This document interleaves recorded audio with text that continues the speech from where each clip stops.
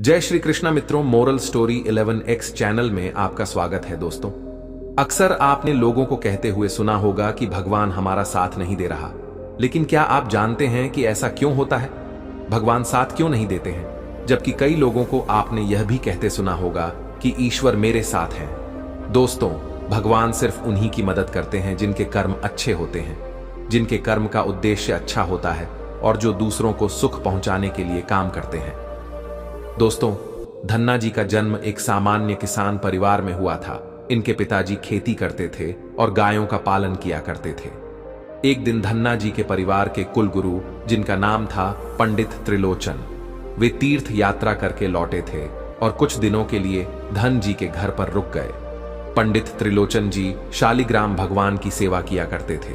वह बड़े भाव से भगवान शालिग्राम की सेवा करते थे। उनको पुष्प चढ़ाते, उन्हें भोग लगाते और भगवान को भोग लगाने के बाद ही वह भोजन ग्रहण करते थे। बालक धन्ना जी पंडित जी को यह सब करते हुए देखता था। उसे भगवान की सेवा बड़ी अच्छी लगती थी। जब पंडित जी भगवान की सेवा करते तो धन्ना जी को बड़ा ही सुकून मिलने लगता। कुछ दिनों के बाद जब पंडित जी जाने लगे, तब बालक धन्ना जी पंडित जी से शालिग्राम भगवान के लिए जिद करने लगा। कहने लगा कि मुझे ठाकुर जी चाहिए। परंतु पंडित जी अपने ठाकुर जी छोटे से बालक को कैसे दे सकते थे? धन्ना जी को उनके माता पिता ने बहुत समझाया, परंतु धन्ना जी नहीं माने। अंत में लोगों ने पंडित जी से कहा कि यह तो बालक है, इसे शालिग्राम जैसा कुछ और दे, करर के बहला फुसला दो। अगले दिन पंडित जी नदी में स्नान करने गए। वहां से वह एक गोल मटोल थोड़ा बड़ा सा काले रंग का पत्थर ले आए। वह धन्ना जी के पास आकर बोले, मैं तुम्हें अपने ठाकुर जी को दे दूंगा, लेकिन मेरे पास दो ठाकुर जी हैं, बड़े ठाकुर जी और छोटे ठाकुर जी। तुम्हें कौन से ठाकुर जी चाहिए? धन्ना जी ने झट से जवाब दिया, मुझे तो बड़े ठाकुर जी चाहिए। पंडित जी भी यही चाहते थे। तब पंडित जी ने धन्ना जी को वह बड़ा काला पत्थर बड़े ठाकुर जी बताकर दे दिया। अब ठाकुर जी को पाकर धन्ना जी बहुत प्रसन्न हो गए, बड़े खुश हो गए। वह बड़े भाव से उनकी सेवा करने लगे। जब धन्ना जी गाय चराने खेतों की तरफ जाते तो ठाकुर जी को अपने साथ ले जाते। धन्ना जी की मां ने उनको बाजरे की रोटी, साग, अचार और गुड़ खाने के लिए दिया। अब धन्ना जी ने भी निश्चय किया कि वह भी पंडित जी की तरह ही ठाकुर जी को जब तक भोग नहीं लगाएंगे और जब तक ठाकुर जी को खिला नहीं लेंगे, तब तक वह खुद भी भोजन नहीं करेंगे। धन्ना जी जब खेत में पहुंचे तो प्रेम से ठाकुर जी को पुकार कर कहने लगे कि ठाकुर जी, जब तक आप भोग नहीं खाएंगे तब तक मैं भी भोजन नहीं करूंगा। धन्ना जी ने निश्चय किया कि जब तक ठाकुर जी प्रकट होकर भोग नहीं लगाते, वह भी भोजन का एक टुकड़ा भी ग्रहण नहीं करेंगे। जब ठाकुर जी ने भोग नहीं लगाया तो धन्ना जी ने शाम को वह रोटी गाय को खिला दी। 3 दिन तक ऐसा ही चलता रहा। न ठाकुर जी भोग लगाते और न धन्ना जी भोजन करते। चौथे दिन की बात है, धन्ना जी की माता फिर से रोटी लेकर आई। अब धन्ना जी खेतों में जाकर जोर जोर से रोने लगे और ठाकुर जी से गुहार लगाने लगे। वो बोले, आप तो बड़े ठाकुर जी हैं, आपको तो लोग रोज 56 प्रकार का भोजन खिलाते होंगे, परंतु मैं तो बालक हूं, 3 दिन से भूखा हूं और परेशान हूं। क्या आपको मुझ पर दया भी नहीं आती? मुझ पर दया करके ही थोड़ा सा भोग लगा लो, जिससे मैं भी कुछ खा सकूं, क्योंकि पंडित जी ने कहा था कि आपको खिलाए बिना मैं कुछ नहीं खा सकता। इसीलिए पहले आप खा लो, इसके बाद ही मैं खाऊंगा। धन्ना जी के भोलेपन से की गई प्रार्थना को सुनकर भगवान श्री कृष्ण साक्षात प्रकट हो गए। अपने ठाकुर जी को देखकर धन्ना जी बहुत प्रसन्न हो गए। उन्होंने ठाकुर जी को मां की दी हुई बाजरे की रोटी, साग और गुड़ खाने को दे दिया। ठाकुर जी बड़े चाव से रोटी खाने लगे। 4 रोटी में से 2 रोटी ठाकुर जी ने खा ली। अब ठाकुर जी तीसरी रोटी खा लगे। तब धन्ना जी ने उनका हाथ पकड़ लिया और कहा, सारी रोटियां आप ही खा जाएंगे। क्या मुझे भी तो भूख लगी है, तो मैं कैसे खाऊंगा? मैं तो 4 दिनों से भूखा हूं, मैंने कुछ भी नहीं खाया है। 2 रोटी आपने खा ली, अब 2 रोटी मेरे लिए छोड़ दो। इसके बाद ठाकुर जी मुस्कुराने लगे और बची हुई 2 रोटियां धन्ना जी ने खाई, जो ठाकुर जी ने छोड़ी थी। अब तो उनका यह रोज का नियम बन गया था। धन्ना जी जब भी गाय चराने जाते तो भोजन खेत में जाकर ठाकुर जी के साथ ही करते थे। एक दिन ठाकुर जी ने धन्ना जी से कहा कि तुम रोज मुझे रोटी खिलाते हो, मैं मुफ्त में रोटी नहीं खाना चाहता था, मैं तुम्हारा कोई काम कर दिया करूंगा। धन्ना जी ने कहा, मैं तो बालक हूं, केवल गाय ही चराता हूं, मैं आपको क्या काम बता सकता हूं? तब ठाकुर जी ने कहा कि मैं तुम्हारी गाय ही चरा दिया करूंगा। उस दिन के बाद से ठाकुर जी धन्ना जी की गाय चराने लगे। एक दिन धन्ना जी ने ठाकुर जी से पूछा, आप मुझे अपने हृदय से क्यों नहीं लगाते? तब ठाकुर जी ने कहा, मैं तुम्हें प्रत्यक्ष हो गया हूं, लेकिन पूरी तरह से मैं तब मिलता हूं जब कोई सद्गुरु जीव को अपना लेता है। अभी तुमने अपने किसी गुरु की शरणागति ग्रहण नहीं की है, इसीलिए मैं तुम्हें अपने हृदय से नहीं लगा सकता। तब धन्ना जी बोले, मैं तो जानता नहीं कि गुरु किसे कहते हैं, फिर मैं अपना गुरु कैसे बनाऊं? ठाकुर जी बोले, काशी में जगत गुरु श्री रामानंदाचार्य मेरे ही स्वरूप में विराजमान है, तुम जाकर उनकी शरण ग्रहण करो। ठाकुर जी के कहने के अनुसार धन्ना जी ने काशी जाकर रामानंदाचार्य जी की शरणागति कर ली। उस समय धन्ना जी की आयु लगभग 15 से 16 साल के आसपास थी। श्री रामानंदाचार्य जी ने धन्ना जी को अपने शिष्य के रूप में स्वीकार कर लिया और उन्हें आदेश दिया कि अब तुम अपने घर चले जाओ। धन्ना जी बोले, गुरुजी, अब मैं घर नहीं जाना चाहता। आप मुझे घर जाने का आदेश क्यों दे रहे हैं? गुरुजी बोले, अगर तुम यहां रहकर भजन करोगे तो केवल तुम्हारा ही कल्याण होगा, लेकिन अगर तुम अपने घर जाकर खेती किसानी करते हुए, अपने माता पिता की सेवा करते हुए भजन करोगे तो तुम्हारे साथ कई जीवों का उद्धार हो जाएगा। गुरुजी की आज्ञा के अनुसार धन्ना जी घर लौट आए। इसके बाद जैसे ही धन्ना जी घर पहुंचे, ठाकुर जी ने उन्हें अपने हृदय से लगा लिया।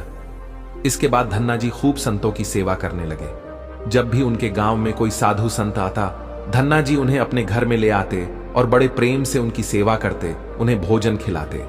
संतों की सेवा करने के कारण अब उनके घर दूर दूर से साधु संत आने लगे। धन्ना जी सभी का बड़े प्रेम से सत्कार करते और उन सभी को भोजन खिलाते। एक दिन की बात है, धन्ना जी के पिता ने धन्ना जी से कहा कि देखो भाई, हम लोग गृहस्थ हैं, यदि महीने में एक आध बार कोई साधु आ जाए तो हम उसकी सेवा भी कर दें और उन्हें भी करवा दें, लेकिन तुम्हारी इन साधुओं से ऐसी दोस्ती हो गई है कि हर दूसरे दिन कोई ना कोई साधु चला आता है और अपने साथ एक दो और को भी ले आता है। ये ठीक नहीं है। हम अपनी खेती बाड़ी का काम करें या इन साधुओं की सेवा करें। तुम तो अभी बालक हो, कुछ कमाते नहीं हो, तुम्हारा पालन पोषण भी हम ही करते हैं और ऊपर से तुम साधुओं को बुलाते हो। इस प्रकार इन निठल साधुओं की सेवा करना ठीक नहीं है। इसलिए एक बात कान खोलकर सुन लो, आज के बाद यदि तुम किसी भी साधु को लेकर घर आए तो मैं तुम्हें घर में नहीं घुसने दूंगा। तुम्हें साधु की सेवा करनी है तो पहले कुछ कमाई करो, फिर अपनी कमाई से साधु की सेवा करना। पिताजी की बात सुनकर धन्ना जी उदास हो गए और चुपचाप खड़े हो गए। तब पिताजी ने धन्ना जी को डांटते हुए कहा, आज के बाद किसी साधु को घर में लेकर के मत आना और जाओ खेतों में गेहूं बोकर आओ। खेत तैयार है, बोरी में गेहूं का बीज रखा है, इसे बैलगाड़ी में ला दो, ले जाओ और खेत में बो दो। धन्ना जी ने बैलगाड़ी में गेहूं रखे और खेत में बोने के लिए चल दिए। धन्ना जी थोड़ी ही दूर चले थे कि उन्हें मार्ग में कुछ साधुओं की टोली आती दिखाई दी। धन्ना जी ने बैलगाड़ी से उतरकर उन साधुओं को सांग प्रणाम किया। संतों ने धन्ना जी को आशीर्वाद दिया और पूछ, बेटा, इस गांव में धन्ना जी का कौन सा घर है? सुना है वह जगत गुरु रामानंदाचार्य के शिष्य हैं और बहुत छोटी सी उम्र में उन्होंने भगवान के दर्शन प्राप्त कर लिए हैं। हम भी उनके दर्शन करना चाहते हैं। यह सुनकर धन्ना जी संकोच में पड़ गए और वह हाथ जोड़कर बड़ी विनम्रता से बोले, महाराज, मुझे ही लोग धन्ना जी भक्त कहते हैं। संत बोले, भगवान ने बड़ी कृपा की, हम जिनसे मिलने आए थे वह यहीं मिल गए। निश्चित ही आप ऐसे ही भक्त हैं जैसा आपके विषय में सुना था। कितनी विनम्रता है आप में। चलिए आपके घर चलते हैं, वहीं बैठकर आपसे चर्चा करेंगे और ढेर सारी बातें करेंगे। धन्ना जी ने सोचा, अभी पिताजी ने साधुओं को घरने से माना किया है। यदि मैं खेतों में बीज बोने के बजाय इन साधु संतों को घर ले गया तो पिताजी आसमान सर पर उठा लेंगे और इन साधुओं को भी भगा देंगे। तब धन्ना जी कुछ विचार करके बोले, महाराज, अभी घर में कोई नहीं है, मैं भी खेतों की तरफ जा रहा हूं, आप भी मेरे साथ वहीं चलिए। संत बोले, ठीक है, हमें तो आपसे मिलना था और आप जहां भी ले चले हम वहीं चलेंगे। फिर धन्ना जी उन सभी को खेत पर लेकर चले गए। खेत में एक पेड़ के नीचे बने हुए चबूतरे पर साधुओं को बैठाकर बोले, महाराज, आप यहीं पर कुछ देर तक विश्राम कीजिए, तब तक मैं आपके लिए भोजन पानी की व्यवस्था करता हूं। इतना कहकर धन्ना जी वहां से बैलगाड़ी लेकर के चले गए। बैलगाड़ी लेकर धन्ना जी सीधे बनिए की दुकान पर पहुंचे। वहां पर उन्होंने बैलगाड़ी में जो भी बीज गेहूं खेत में बोने के लिए रखे थे उसे बनिए को बेच दिया और उसी से दाल चावल और जो भी खाना बनाने वाला सामान था सब खरीद लिया। सामान लेकर धन्ना जी खेत पहुंचे। वहां पर संतों के साथ मिलकर बहुत बढ़िया दाल चावल और प्रसाद बनाया। भगवान को भोग लगाने के बाद बड़े प्रेम से संत और धन्ना जी ने बैठकर भोजन किया। इसी बीच भगवान की चर्चा भी होती रही। संतों को भोजन करवाने के बाद बड़े प्रेम से धन्ना जी ने उनको विदा कर दिया। संतों के जाने के बाद धन्ना जी सोचने लगे कि बीज वाले गेहूं को तो बेचकर मैंने संतों को भोजन करा दिया, अब खेत में क्या बोया जाए। अगर पिताजी बीज मांगेंगे तो मैं कहां से बीज लाकर दूंगा, और यदि खेत में कुछ पैदा नहीं हुआ तो मैं पिताजी को क्या जवाब दूंगा। यही सोचकर धन्ना जी ने बोरी में रेत भरी और आसपास के लोगों को दिखाने के लिए रेत को खेत में बोने लगे। सुबह से शाम तक सारी बोरियां जो रेत की बनाई थीं, धन्ना जी ने वो रेत खेतों में छिड़क दी। आसपास के किसान देख रहे थे कि धन्ना जी खेतों में गेहूं बो रहे हैं, वह तो खेतों में रेत बो रहे थे। खेत बोने के बाद धन्ना जी बड़े प्रसन्न मन से घर की ओर चल दिए। वह सोचने लगे, खेत में तो कुछ उगना नहीं है तो देखभाल भी नहीं करनी पड़ेगी। धन्ना जी जब घर पहुंचे तो पिताजी ने पूछा कि खेत वो आए। धन्ना जी बोले कि पिताजी, मैं खेत बो आया हूं। कुछ दिन बीते। धन्ना जी के पिताजी और गांव के कुछ बड़े बूढ़े लोग धन्ना जी के पास आए और बोले कि तुमने कैसा खेत बोया है, ऐसी फसल तो हमने अपने जीवन में आज तक नहीं देखी। ऐसा लगता है जैसे गेहूं का एकाएक दाना नाप नाप कर समान दूरी पर बोया गया है और सारे ही दाने उगाए हैं। इतनी सुंदर फसल तो हमने आज तक नहीं देखी। यह सब तुमने कैसे किया? धन्ना जी सोचने लगे कि सब उनको ताने मार रहे हैं, खेत में कुछ उगा नहीं होगा इसीलिए ऐसी बातें कर रहे हैं। तब धन्ना जी ने आश्चर्यचकित होकर स्वयं खेत पर जाकर देखा तो बड़े ही आश्चर्यचकित हो गए। उन्होंने देखा कि जिस खेत में उन्होंने रेत बोई थी वहां पर फसल उगाई है और एक सुंदर फसल उन्होंने भी कभी नहीं देखी थी। फसल को देखकर धन्ना जी को भगवान की कृपा का एहसास हुआ और उनकी आंखों से आंसू निकाल आए। धन्ना जी जोर जोर से रोने लगे। जब धन्ना जी के पिता और अन्य गांव वालों ने रोने का कारण पूछा तब धन्ना जी ने रोते हुए सारी घटना कह सुनाई।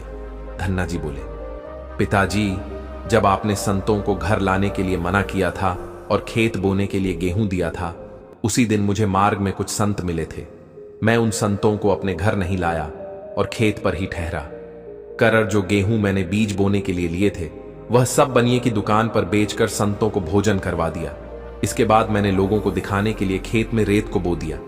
फिर यह फसल कैसे हो गई ये मुझे नहीं मालूम। धन्ना जी की बात सुनकर उनके पिताजी की आंखों में आंसू आ गए और वह बोले, मेरा धन्य भाग्य जो मेरे घर में ऐसे पुत्र ने जन्म लिया।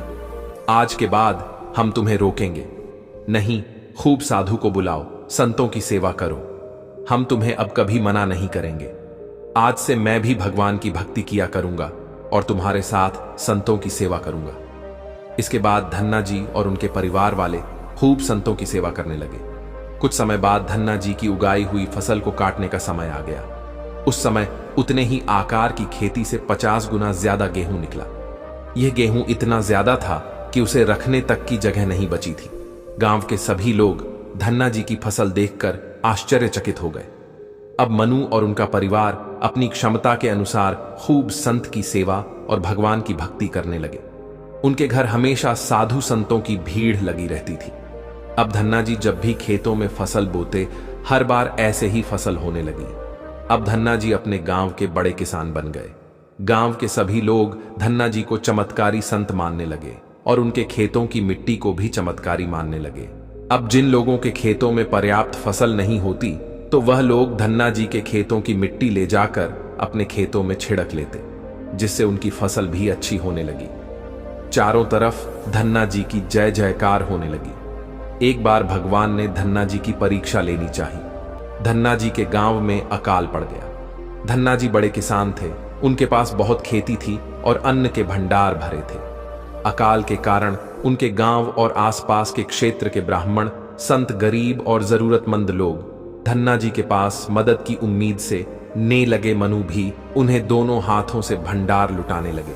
कभी कोई जरूरतमंद उनके घर से खाली हाथ नहीं लौटता। धीरे धीरे धन्ना जी का अन्न भंडार समाप्त होने लगा, परंतु धन्ना जी ने निश्चय किया कि जब तक उनका सामर्थ्य है वह किसी भी जरूरतमंद को मना नहीं करेंगे और सब कुछ बेचकर लोगों की मदद करेंगे। धन्ना जी की संत सेवा से प्रसन्न एक दिन उनके पास संत के भेष में स्वयं ठाकुर जी आ गए।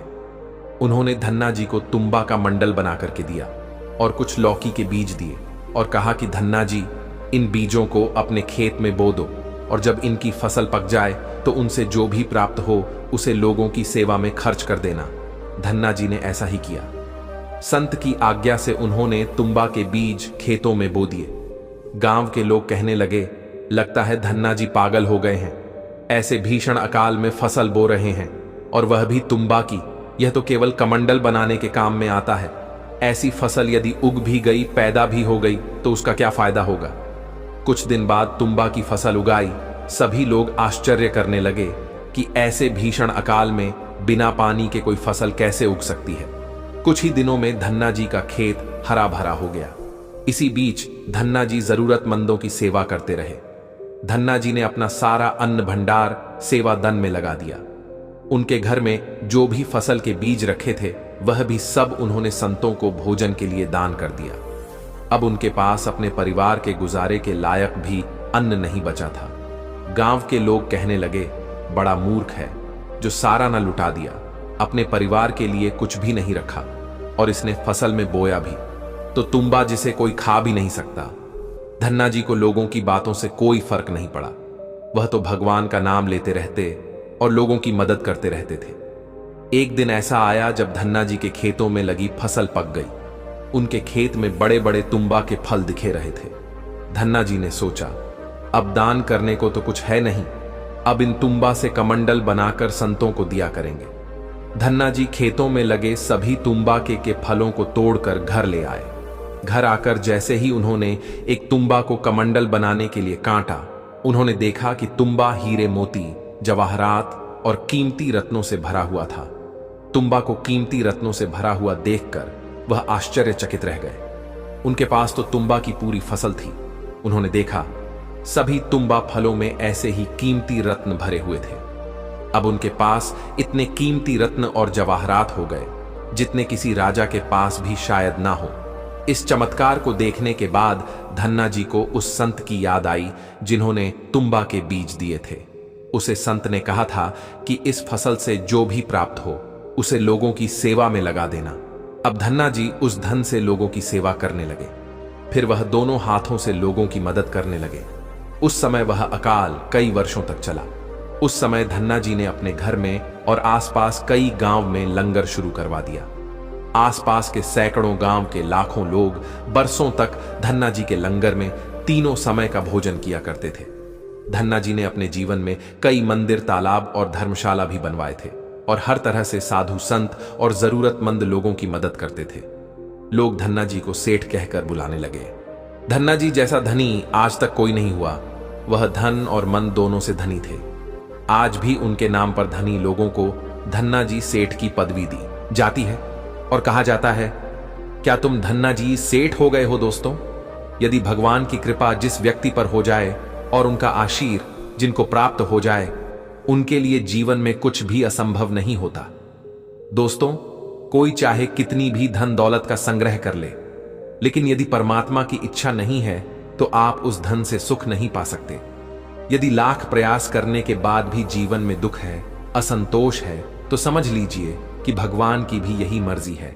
हो सकता है भगवान ने आपका थोड़ा सा अहित करके आपको बहुत बड़ा लाभ देने की योजना बनाई हो, लेकिन हम अज्ञानी लोग यही सोचते हैं कि भगवान हमारी कुछ मदद नहीं करता। दोस्तों, यह कहानी खास उन लोगों को जरूर सुननी चाहिए जो भगवान पर विश्वास नहीं करते और भगवान को मानते नहीं। मनुष्य के सारे दुखों का कारण किसी भी व्यक्ति या वस्तु को अपना मानना ही जीवन में आने वाले हर दुख, परेशानी और चिंता का कारण है। अगर मनुष्य यह जान जाए कि जो भी मुझे जीवन में मिला है वह मेरे इस्तेमाल के लिए है पर मेरा नहीं है, वह मेरे पास भगवान की अमानत है और परिवर्तनशील है, इसे एक कहानी के द्वारा समझेंगे। एक नवयुवक समुद्र के किनारे खड़ा था। अपने समीप आती हुई ऊंची ऊंची लहरों का आनंद ले रहा था। अचानक एक लहर के साथ एक चांदी की छड़ी उसकी तरफ आई, जिसे पाकर वह बहुत खुश हो गया और समुंदर के किनारे उससे खेलने लगा। खेलते खेलते हैं अचानक वह छड़ी उसके हाथ से छूट गई और एक जाती हुई लहर उसे बहा कर ले गई।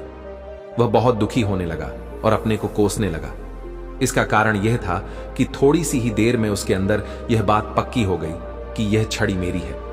हम सब भी संसार में ऐसे ही करते हैं। जो हमें यहां मिलता है हम उसे अपना मान लेते हैं और उससे अटैच हो जाते हैं, क्योंकि परिवर्तन संसार का नियम है। जब वह चीज या व्यक्ति हमसे छूटता है हम स्वीकार नहीं कर पाते हैं और बहुत दुखी हो जाते हैं। अपने वर्तमान में जियो, कल की चिंता ना करो। जो भी व्यक्ति अपने गुजरे हुए कल या आने वाले कल में जीता है उसके विषय में ही सोचता रहता है, वह जिंदगी में कभी खुश नहीं रह सकता। देखा जाए तो बीते हुए कल और आने वाला कल का कोई अस्तित्व ही नहीं है, वह केवल आपकी सोच में विद्यमान है। अपने मन को सदा ऐसे शिक्षित करो कि आप अपने आज के आनंद में जी सको, अपने प्रत्येक पल की मौज ले सको। जो आपके साथ गलत करते हैं उसका विरोध जरूर करें। अगर आप सामने वाले का गलत व सहते रहेंगे तो वह आपके साथ गलत करता ही रहेगा। जब अर्जुन ने भगवान कृष्ण से कहा कि जिससे मैं युद्ध करने जा रहा हूं वह मेरे भाई और गुरुजन हैं और मेरे अंदर उनके साथ युद्ध करने का साहस नहीं है, तो भगवान कृष्ण ने अर्जुन का विवेक जागृत किया कि जिन्हें तू अपना मान रहा है वह सब पाप के पक्ष में खड़े हैं, और अगर तू इनसे युद्ध नहीं करेगा तो समाज में पाप बबा जाएगा। क्योंकि जब गलत का कोई विरोध नहीं करता है तो सामने वाला गलत करने का जैसे हकदार हो जाता है, और जब आप सब कुछ चुपचाप सहते रहते हो तो सामने वाले को बल मिलने लगता है, वह आपको कमजोर समझने लगता है। लेकिन जब आप उसके द्वारा किए गए अधर्म को रोक लेते हैं, उसका विरोध करते हैं, तब वह अपनी सीमा में रहना सीख जाता है। यह कलयुग है। अगर आप खुश रह चाहते हैं तो आपको अपनी रक्षा खुद करनी होगी। किसी से भी जरूरत से ज्यादा मोह नहीं रखना चाहिए। रिश्ते हमें दुख नहीं देते हैं, पर उनके प्रति हमारा मोह हमें दुख देता है। आज से ही हम अपने मोह को छोड़कर प्रेम का सबक पक्का करें। एल मोह अपेक्षाओं से जुड़ा है, जबकि प्रेम केवल देना जानता है। एल मोह एक दो के लिए होता है जिन्हें हम अपना मानते हैं, प्रेम सबके लिए होता है। मोह से कमजोरी पैदा होती है, इसके विपरीत प्रेम से ताकत महसूस होती है। मोह में इंसान एक दूसरे को बांधने की कोशिश करता है, जबकि प्रेम एक दूसरे को फ्रीडम देता है। भगवत गीता हमें सिखाती है कि हमें सदैव अच्छे कर्म करने चाहिए। परमात्मा की प्रकृति में इंसाफ अवश्य होता है। एल आपके द्वारा किए गए अच्छे कर्म आपको मुश्किल वक्त में परेशान से बचाते हैं। इसी तरह आपके द्वारा किए गए गलत कर्म की सजा भी आपको जरूर मिलती है। इससे संबंधित एक प्रेरणादायक कहानी। एक बार एक गांव में रहने वाले दो दोस्त शहर गए। वहां उन्होंने काफी धन कमाया। अब दोनों ने वापस गांव जाने के बारे में विचार किया। रास्ते में एक दोस्त के मन में खोट आ गया कि मैं इसे मार दूं तो सारा धन मेरा हो जाएगा, नहीं तो मुझका आधा धन इसको देना पड़ेगा, और उसने ऐसा ही किया। समय गुजरता गया। अब उस व्यक्ति के घर में एक बेटा पैदा हुआ। वह बचपन से ही बीमार रहने लगा। उसके पिता उसका हर संभव इलाज कराते, पर वह ठीक ही नहीं हो पाता था। एक दिन उसके पिता ने उससे कहा कि बेटा, तू इतना बीमार क्यों रहता है? मैंने अपना सब कुछ तेरे इलाज में खर्च कर दिया, पर फिर भी मैं तुझे ठीक नहीं कर सका। इस पर उसके बेटे ने जवाब दिया कि मैं आपका बेटा नहीं हूं, बल्कि आपका वही मित्र हूं जिसको आपने पैसों के वजह से मार दिया था। अब मेरे इलाज में आपका सारा पैसा खर्च हो गया, मेरा बदला पूरा हुआ, अब मैं जा रहा हूं। यह कहकर वह मर गया। जो सब कर रहे हैं वह आप मत करो। भगवत गीता में श्री कृष्ण ने अर्जुन को यही सिखाया है कि क्षत्रिय होने के नाते जो तेरा कर्तव्य है, जो तेरे लिए सही है, वही काम कर। दुनिया के लोग ज्ञान और अज्ञान दोनों से चलते हैं, इसीलिए तू दुनिया का अनुसरण ना कर, बल्कि सत का अनुकरण कर। तेरा धर्म, तेरा कर्म यही है कि तू अधर्म का नाश कर और धर्म की रक्षा कर। ऐसे ही हर इंसान का अलग अलग कर्तव्य होता है। हम कभी भी कुछ भी इसलिए ना करें कि सब लोग यही करते हैं। अगर आप भी वही करोगे जो भीड़ कर रही है तो आप उस भीड़ में कहीं खो जाओगे। लेकिन अगर आप विवेक विचार करके वह काम करोगे जो आपके लिए सही है, जिसकी आप में प्रतिभा है तो सारी भीड़ में भी आप अलग नजर आओगे। गंदी आदत की लत ना लगने दें। जहां युधिष्ठिर सभी गुणों से संपन्न थे, एक जुए की लत ने उनकी जिंदगी में कितनी मुश्किलें खड़ी कर दी। अपने भाई, अपनी पत्नी, यहां तक कि अपना सब कुछ गवा दिया।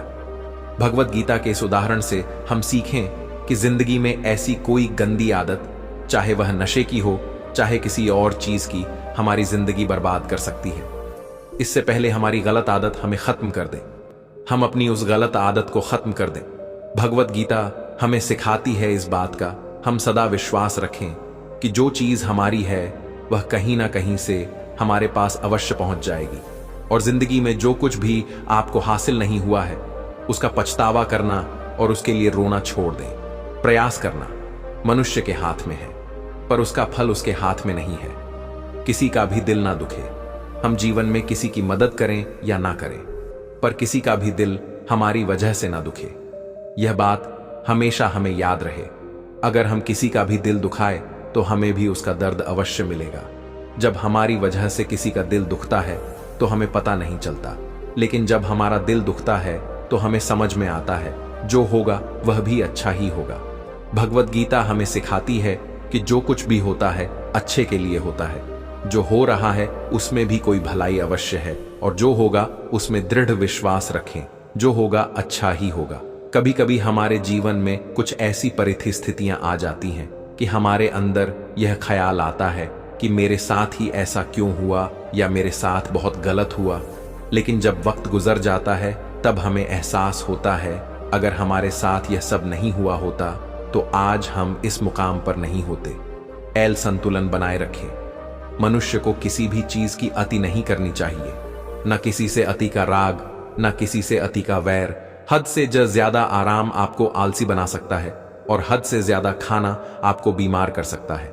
बहुत ज्यादा भूखा रहना भी खराब है। पूरी नींद, पूरा विश्राम, पूरा भोजन हर व्यक्ति के लिए जरूरी है।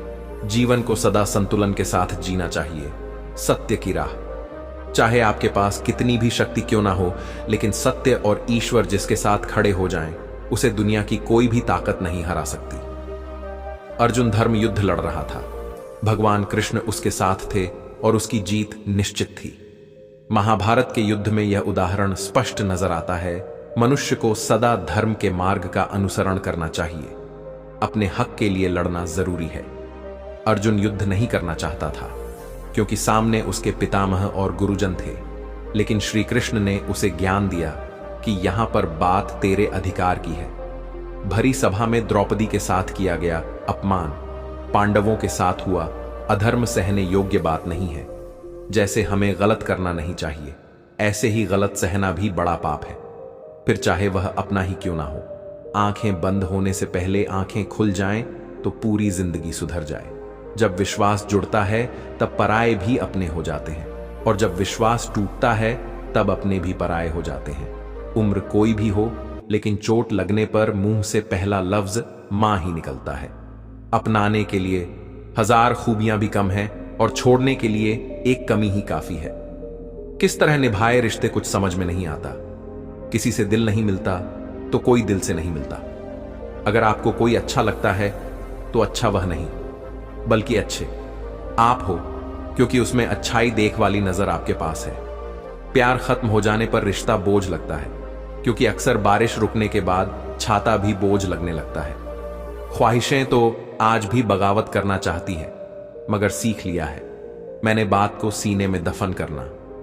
कुछ लोग अपनी जिंदगी ऐसे शख्स के लिए बर्बाद कर देते हैं जिसे उनकी परवाह तक नहीं होती।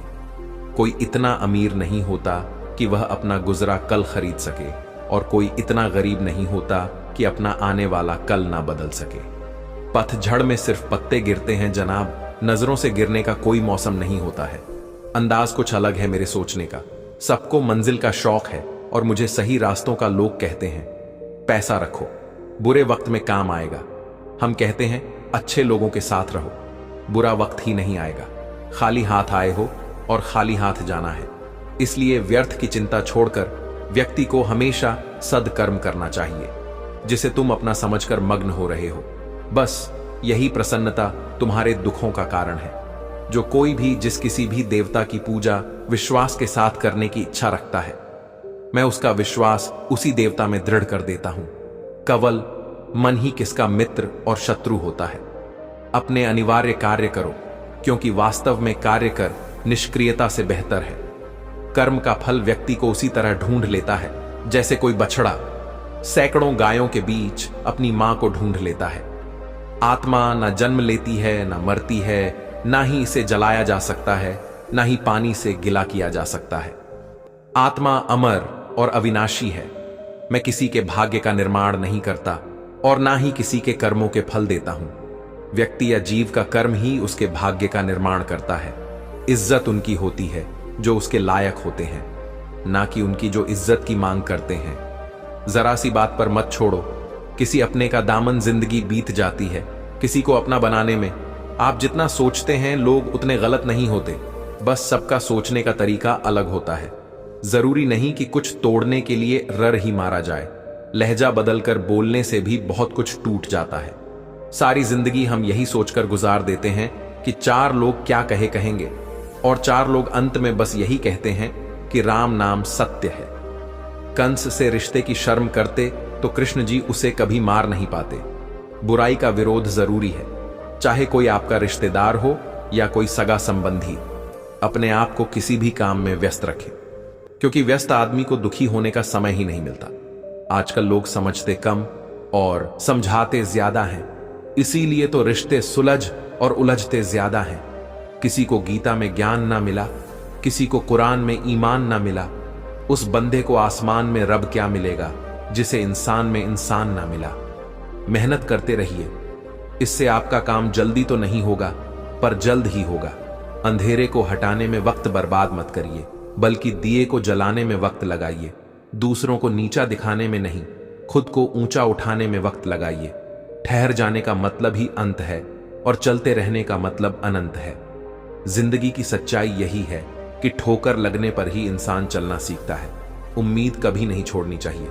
क्या पता आने वाला दिन आज से बेहतर हो। कड़वा है मगर सच है जनाब, अपने कब पर आए और पराए अपने कब बन जाते हैं, पता ही नहीं चलता। जिंदगी में बेशक हर मौके का फायदा उठाओ, मगर किसी के हालात और मजबूरी का नहीं। कई बार इंसान किसी के जीते जी उसकी अहमियत नहीं समझता और उसके चले जाने के बाद पल पल उसकी याद में मरता है। अपनी लाइफ को इस तरीके से जियो जिससे आपको तो खुशी मिले ही, बल्कि दूसरों को भी उससे ठेस ना पहुंचे। चलो थोड़ा सुकून से जिया जाए। जो दिल दुखाते हैं उनसे थोड़ा दूर रहा जाए। अपनी भूल अपने ही हाथों से सुधर जाए तो यह उससे कहीं अच्छा है कि कोई दूसरा उसे सुधारे। मुझसे तजुर्बे मत पूछो, जिंदगी की उम्र मेरी शर्मिंदा हो जाएगी। मत खोल मेरी पुरानी किताब को ऐ दोस्त। हर उस शख्स ने दिल दुखाया जिस पर मुझे एतबार था झुक जाते हैं। जो लोग आपके किसी भी हद तक वह सिर्फ आपकी इज्जत ही नहीं आपसे मोहब्बत भी करते हैं। मैंने जिंदगी से पूछा कि तू इतनी कठिन क्यों है। जिंदगी ने हंसकर कहा कि दुनिया आसान चीजों की कद्र नहीं करती। मुझे उन लोगों से कोई दिक्कत नहीं है जो मुझे पसंद नहीं करते। दिक्कत मुझे उनसे है जो मुझे पसंद करने का दिखावा करते हैं। जिंदगी में कुछ भी करना है तो सच बोल दो, घुमा फिरा के बात मत करो। किसी भी मनुष्य की वर्तमान स्थिति देखकर उसके भविष्य का मजाक मत उड़ाओ, क्योंकि कल में इतनी शक्ति है कि वह एक साधारण से कोयले को भी धीरे धीरे हीरे में बदल सकता है। गलती माफी मांगने से नहीं, सुधारने से सही होती है। मांगो तो अपने रब से मांगो, जो दे तो रहमत और ना दे तो किस्मत। लेकिन दुनिया से हरगिज मत मांगना, क्योंकि दुनिया दे तो एहसान और ना दे तो शर्म। मित्रों, यह एक सबसे बड़ा सवाल है जो हर किसी को पूछना चाहिए। मैं कौन हूं, क्या हूं? आप ध्यान की स्थिति में जाकर अपनी आंखें बंद करें। आपको चेतना की एक अलग ही दुनिया नजर आएगी, जहां आप अपने अंतर मन को अनुभव कर पाएंगे और आपको गहरी शांति की प्राप्ति होगी और अपने अंतर आत्मा का अवचेतन कर पाएंगे। तो आइए आज हम इसे एक कहानी के माध्यम से समझते हैं। बहुत समय पहले की बात है। हिमालय की गोद में एक छोटा सा गांव था। उस गांव में एक महान संत स्वामी सत्यानंद रहते थे। स्वामी जी अपनी साधना और आध्यात्मिक ज्ञान के लिए दूर दूर तक प्रसिद्ध थे। गांव के लोग अपनी समस्याओं के समाधान के लिए अक्सर उनके पास आते थे और स्वामी जी उन्हें सही मार्ग दिखाते थे। गांव में एक युवा लड़का अरुण रहता था। अरुण बहुत ही जिज्ञासु और आध्यात्मिकता में रुचि रखने वाला था, लेकिन उसे समझ नहीं आता था कि उसे अपनी आत्मा की शांति कैसे प्राप्त हो सकती है। एक दिन उसने स्वामी सत्यानंद के पास जाने का निश्चय किया।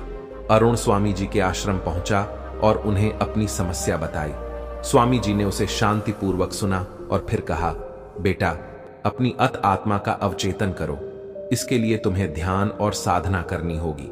अरुण ने तुरंत पूछा, स्वामी जी, ये कैसे किया जा सकता है? स्वामी सत्यानंद ने मुस्कुराते हुए कहा, मैं तुम्हें एक कहानी सुनाता हूं, इससे तुम्हें समझने में आसानी होगी। स्वामी जी ने कहानी शुरू की। बहुत समय पहले एक महान राजा था, राजा हरीश। राजा हरीश अपने राज्य में बहुत न्यायप्रिय और दयालु थे। एक दिन एक साधु उनके दरबार में आया और कहा, राजन, मैं आपको एक वरदान देने आया हूं। राजा हरीश ने साधु का आदर पूर्वक स्वागत किया और पूछा, महाराज, आपका क्या आदेश है? साधु ने कहा, मैं आपको एक अद्भुत दर्पण देता हूं। यह दर्पण आपकी अंतरात्मा को दिखाएगा। राजा ने दर्पण को स्वीकार किया और अपने महल में रखा। जब उन्होंने दर्पण में देखा तो उन्होंने अपनी आत्मा की सच्चाई को देखा था। उन्होंने देखा कि उनके मन में कुछ बुरे विचार और इच्छाएं भी थीं, जिन्हें उन्होंने कभी महसूस नहीं किया था।